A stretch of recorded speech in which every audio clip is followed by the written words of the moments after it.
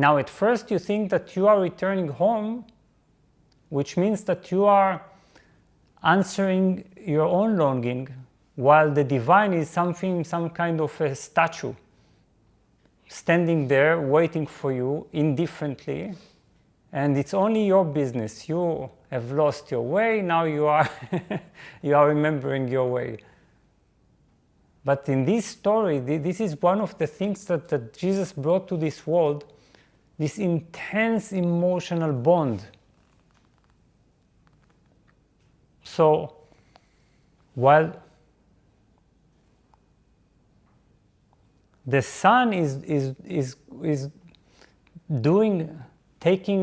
moving halfway the journey, the father is already approaching him. So then we are beginning to realize that we are moving toward one another. It is not that there is the unchanging and us making our way towards home. Home is moving toward us.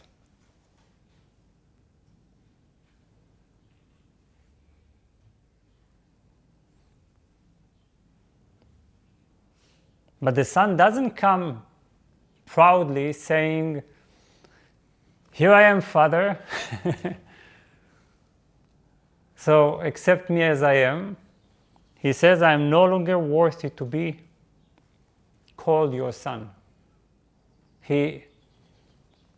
On the one hand, he remembers his belonging. On the other hand,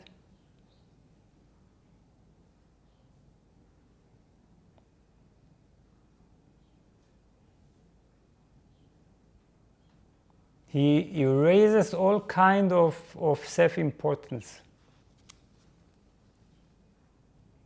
He is willing now, because of his remembrance, he is actually willing to be the lowest, as long as he is permitted to be a part of the kingdom.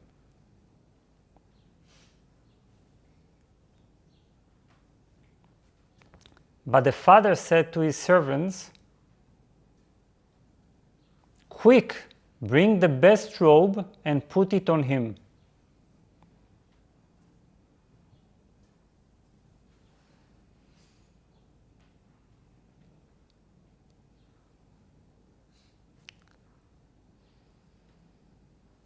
Put a ring on his finger and sandals on his feet.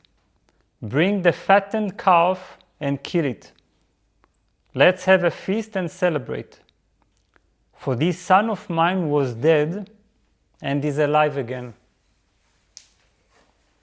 He was lost and is found.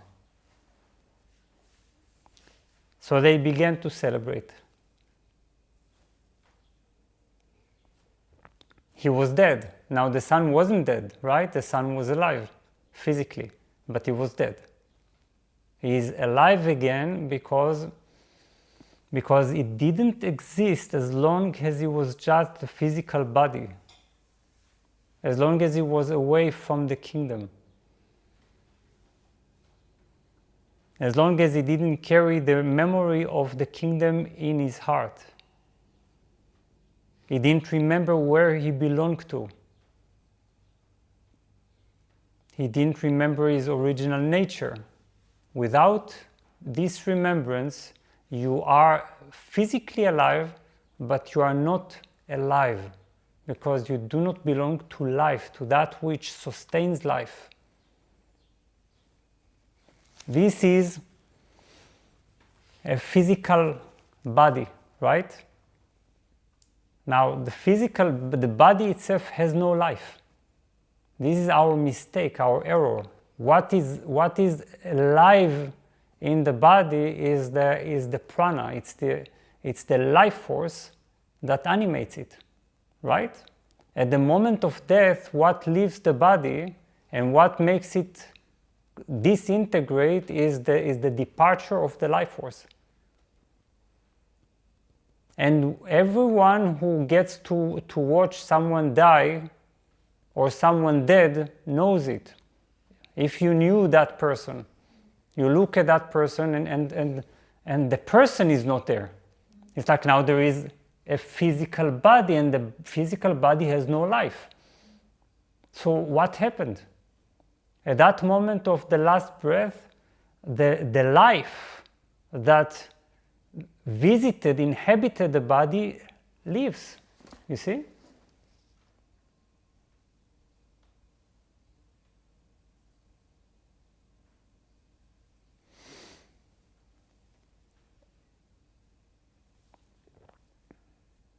So even as a starting point, stop identifying yourself with the physical body, with the form, and start identifying yourself with the life that inhabits the body.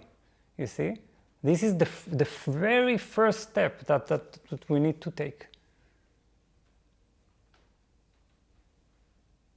Because the body has no life. As soon as this animating life force leaves the body, where to? That's the question.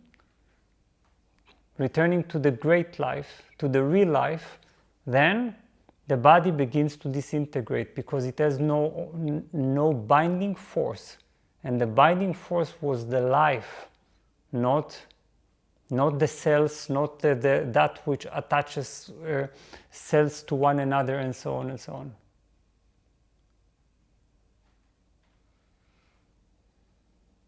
This is what we do in yoga. This is what we do in practices, in inner fire. We begin to disengage the life from the body. That's the principle. We begin to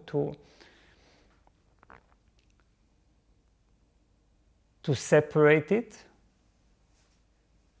to move into it, and then to begin to guide this life that we are toward eternal life, toward the great life. And all this we do while in the body.